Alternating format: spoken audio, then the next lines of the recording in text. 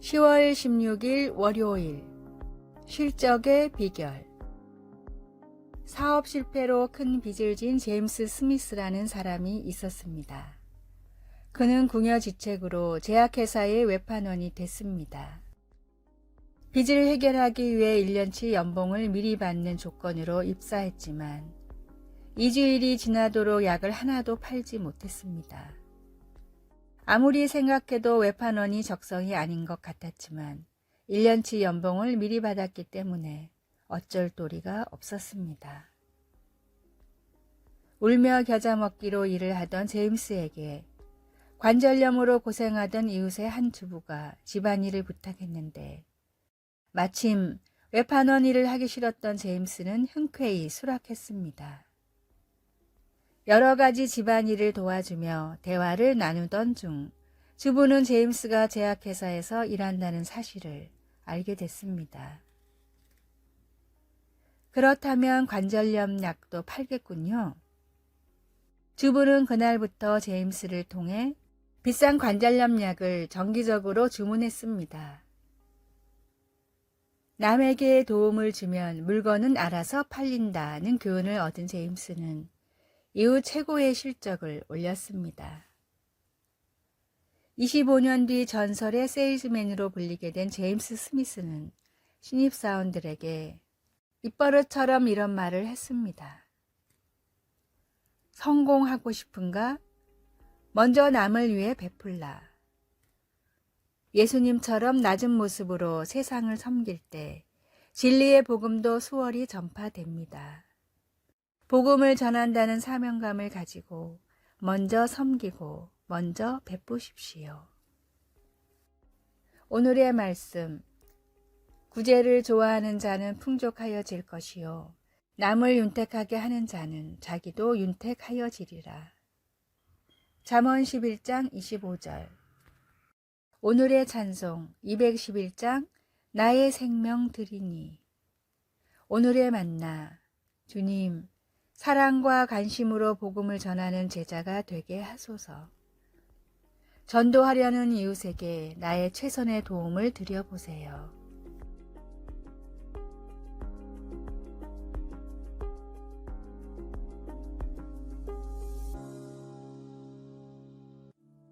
(10월 17일) 화요일. 울타리를 옮겨라. 어떤 목사가 잠을 이루지 못하고 있었습니다. 제2차 세계대전이 격렬해지자 미국 병사들이 찾아와 전사한 전우를 교회 옆 울타리가 쳐진 묘지 안에 묻게 해달라고 했지만 그는 교인들만 매장하게 되어 있기 때문에 그럴 수 없다고 말했습니다.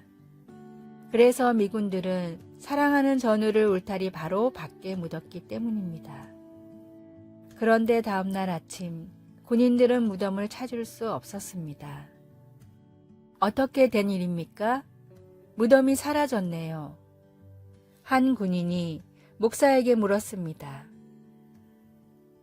목사는 아직 거기 있습니다. 라고 하면서 혼란스러워하는 군인에게 이렇게 설명했습니다. 제가 안 된다고 말한 것을 후회했습니다.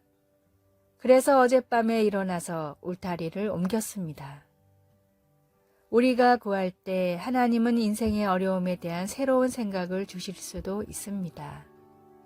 그것은 바로 억압받는 이스라엘 백성들에게 선포한 선지자 이사야의 메시지였습니다. 그 옛날 홍해를 건너며 구원받은 것을 그리워하며 뒤돌아보는 대신 이스라엘 백성들은 하나님이 새로운 기적을 행하시며 새로운 길을 내시는 것을 바라보면서 그들의 안목을 바꿀 필요가 있었습니다. 이사야는 옛날 일을 생각하지 말라고 그들에게 촉구했습니다. 보라, 내가 새 일을 행하리라. 우리도 새로워진 눈으로 하나님의 새로운 길을 볼 수 있기를 바랍니다. 말씀, 보라, 내가 새 일을 행하리니. 이사야 43장 19절. 찬송 242장 황무지가 장미꽃같이. 기도.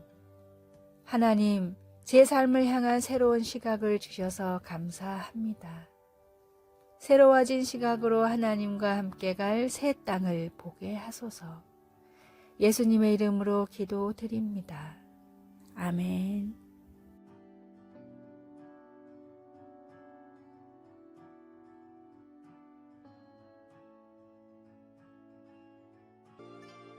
10월 18일 수요일 5번의 죽음. 광고회사에서 일하는 한사 버그웰은 업무차 히말라야를 방문한 적이 있었습니다. 그때의 방문으로 히말라야 문화에 푹 빠지게 된 그는 지역 문화에 대해 공부하기 시작하면서 다음과 같은 부탄의 속담을 알게 됐습니다. 하루에 5번의 죽음을 떠올려야 진정으로 행복해질 수 있다. 이 속담을 잊을 수가 없었던 버그웰은 하루 5번의 시간을 정해 죽음에 대해서 생각하기 시작했습니다. 그런데 이상한 일이 일어났습니다. 죽음을 생각하는 것만으로도 삶이 풍요로워졌습니다. 언젠가 어떻게든 죽는다는 생각을 하니 지금 시간을 더 소중히 여기며 살아가게 됐습니다. 버그웰은 이 경험을 바탕으로 불특정한 시간에 하루 5번 죽음에 대한 명언을 보내주는 앱을 개발했는데 유료임에도 불구하고 수만 명의 사람들이 사용하고 있을 정도로 큰 인기를 끌고 있습니다. 오늘 내가 죽는다면 혹은 조만간 죽을 예정이라면 하루를 어떻게 보내시겠습니까? 어제와 같은 삶으로 충분하십니까? 아니면 완전히 다른 삶으로 변화될 필요가 있습니까? 주님이 허락하신 소중한 시간을 낭비하지 않도록 영원한 것을 위해 삶을 투자하십시오. 오늘의 말씀, 다 흙으로 말미암았으므로 다 흙으로 돌아가나니 다 한 곳으로 가거니와. 전도서 3장 20절. 오늘의 찬송 604장 완전한 사랑. 오늘의 만나. 주님, 죽음 뒤의 심판을 피할 수 없다는 사실을 기억하며 살아가게 하소서. 삶의 소중함을 생각한다면 지금부터 가장 먼저 할 일이 무엇인지 떠올려 봅시다.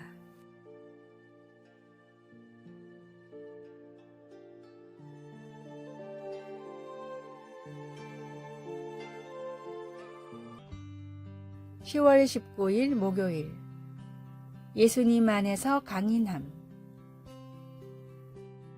루이 잠페리니가 타고 있던 근용기가 전쟁 중 바다에 추락해 탑승자 11명 중 8명이 사망했습니다. 루이와 다른 2사람은 겨우 구명포트에 몸을 실었습니다. 그들은 상어와 맞서고 폭풍을 이겨내고 적기에서 날아드는 총탄을 피하고 날 생선과 새를 잡아먹으면서 2달간 표류했습니다. 그러다 어느 섬에 겨우 이르렀는데 곧바로 포로로 잡혔습니다. 전쟁 포로가 된 루이는 2년 동안 구타당하고 고문당하고 무지막지하게 일을 했습니다. 그의 놀라운 이야기는 언브로큰이라는 책에 쓰여 있습니다.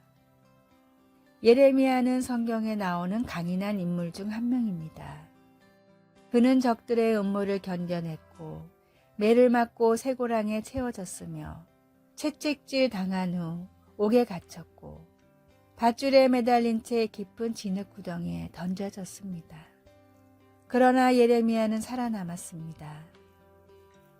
하나님이 그와 함께 구원하겠다고 약속하셨기 때문입니다. 하나님은 우리에게도 동일하게 약속하십니다. 내가 결코 너희를 버리지 아니하고 너희를 떠나지 아니하리라. 하나님은 예레미야나 우리를 문제로부터 구해주시겠다고 약속하신 것이 아니라 우리가 문제를 헤쳐나가게 해주시겠다고 약속하셨습니다. 하나님이 보호해 주신 것을 알게 된 루이는 전쟁이 끝난 후 그의 삶을 예수님께 바쳤습니다. 자신을 억류했던 사람들을 용서하고 그중 몇 명을 그리스도께 인도했습니다. 루이는 모든 문제들을 다 피할 수는 없지만 홀로 고통받지 않아도 된다는 것을 깨달았습니다. 예수님과 함께 문제에 맞설 때 우리는 강인해집니다. 말씀, 너는 그들 때문에 두려워하지 말라. 내가 너와 함께하여 너를 구원하리라. 나 여호와의 말이니라. 예레미야 1장 8절. 찬송 445장. 태산을 넘어 험곡에 가도. 기도. 주님은 어떤 폭풍보다 강하십니다. 제가 맞서고 있는 폭풍을 헤쳐나가도록 인도해 주소서. 예수님의 이름으로 기도드립니다. 아멘.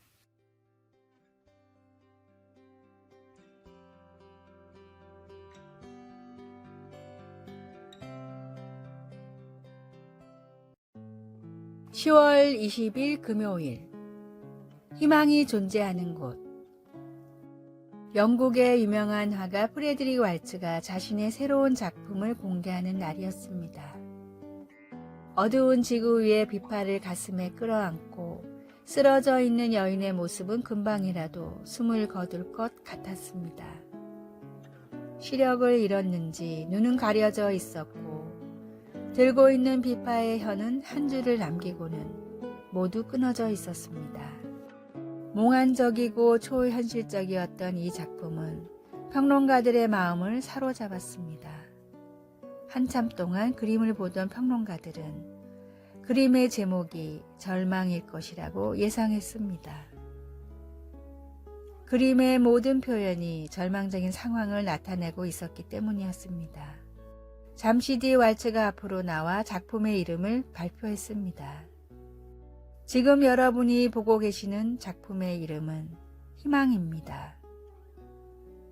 평론가들이 이해할 수 없다는 반응을 보이자 왈츠가 그 이유를 설명했습니다. 희망 뒤에는 희망이 있을 수 없습니다. 언제나 절망 뒤에만 희망이 존재하기 때문입니다. 죽을 수밖에 없는 우리였기에 주님이란 희망이 존재할 수 있었습니다. 나를 위해 세상에 오신 주님을 바라보며 영원한 희망을 품으십시오. 오늘의 말씀.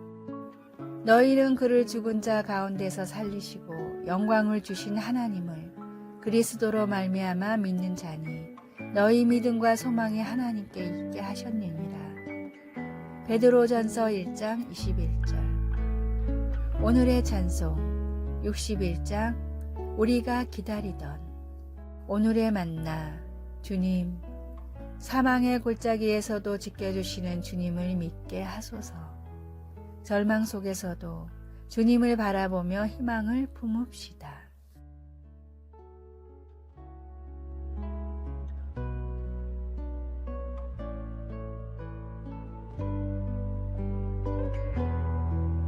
아래의 빨간색 글자 구독을 누르시어 더 많은 전도의 열매를 맺으시기를 기도합니다.